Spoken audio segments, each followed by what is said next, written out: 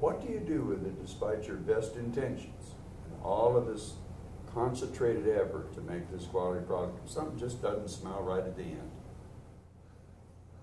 Well, I'm not going to say on television what I usually tell people, but that's exactly what I was thinking too. It's not cuss words, really. No, it's just sending it out. No, you know, if it gets to this point, I can honestly say this. We've had one bad batch in my lifetime here. And you can blame it all on me. It was even before Eddie came. It got through the grain people. The load of grain come in. It got through them. The cooking people caught it. It's like cooking at home. You know, you're cooking at home. You know if something's wrong in the cooking. And they caught it. And as Eddie says, I'm hard-headed. I decided I was going to take it all the way through. We fermented it, distilled it, put it in new barrels, and waited for 8 years. It still had the same flavor and taste as it did as it smelt in that cooker. The load of grain, there's some gasoline that leaked in on it, a little spot of it. And normally what we'd have done, if they caught it in unloading the grain, they'd sent the load back. But they didn't, but they caught it in the cooker. Normally what we'd done there would dumped it out for cattle feed. And I, hard-headed, I see if it changes, but it didn't.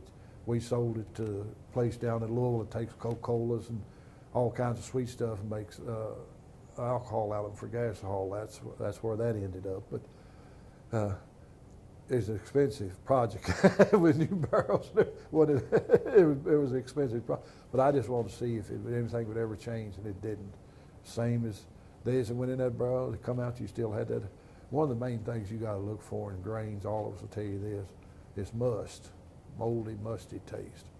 If it's in there in that grain, it's going to still over, and I don't care what you do to it, it's going to be there at the end. You can never get rid of it. If it's any off flavors going in that barrel, it's going to be there at the end. It don't. And that's why you taste it, to see that, because you mark those barrels down and you blend them in slowly, and you know there's going to be.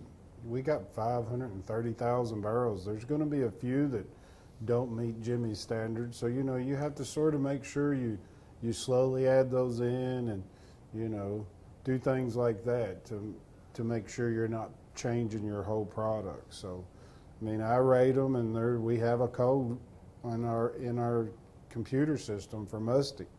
If we think it has a little musty smell, then we give it that code or that taste, and we give it that code. And then we look at it over the years, and you might only add a couple of barrels to a 1,200 barrel dump just to make sure it doesn't change the flavor of your whiskey. So that's what you have to do with most things like that.